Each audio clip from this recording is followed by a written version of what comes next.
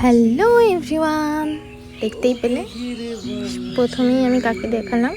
তো তাকে নিয়ে আজকে ব্লগটা হতে চলেছে, তোমরা বুঝতেই পেরেছ। তো প্রীতিদির নতুন ক্লাস স্টার্ট হয়েছে, তো সেখানেও আমার একটা ফ্রেন্ডের যাওয়ার ইচ্ছে ছিল। কিছু প্রবলেম ছিল ওগুলো দেখার জন্য, তাই আমি বাড়ি থেকে রওনা হয়ে পড়েছি।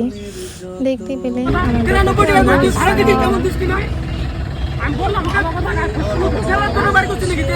লেগেছে একটা ঝামেলা, ড্রাইভার আর প্যাসেঞ্জারের মধ্যে একটা ঝামেলা লেগেছে। তারপরে এমনিতেই বাড়ি থেকে লেটে বেরিয়েছি, তারপরে রাস্তায় এত কিছু পার হয়ে আস্তে আস্তে আমার অনেকটাই লেট হয়ে গেছে। তো দেখলেই লোকেশনে পৌঁছে গেছি, আমাদের যেখানে ক্লাস হচ্ছে হোটেল বঙ্গভূমি। অনেক বাধা বিপত্তি পেরিয়ে অবশেষে আমি পৌঁছালাম। এখন আমি লিফটে উঠে সোজা উপরে চলে যাব। তো প্রীতিদিকে অনেক দিন পর দেখছি, ক্লাসও অনেক দিন পর আসছি, মাঝখানে প্রায় 5 মাসের ব্যবধান।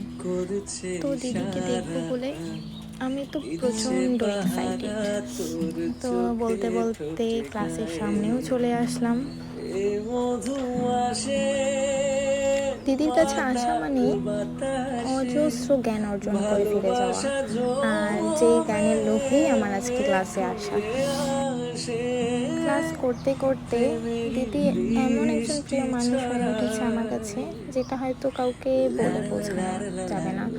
অনেকে এটাকে অনেক মন্তব্য দেবে, বাট পার্সোনালি আই লাভড হার।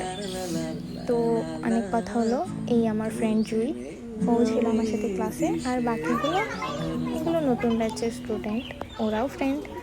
কিন্তু সবাই ক্লাসে যাওয়াতে আমাদের দুজনকে দিদি দিদি বলে ডাকছিল, কিন্তু আদৌ আমরা ওদের বড় ছিলাম না।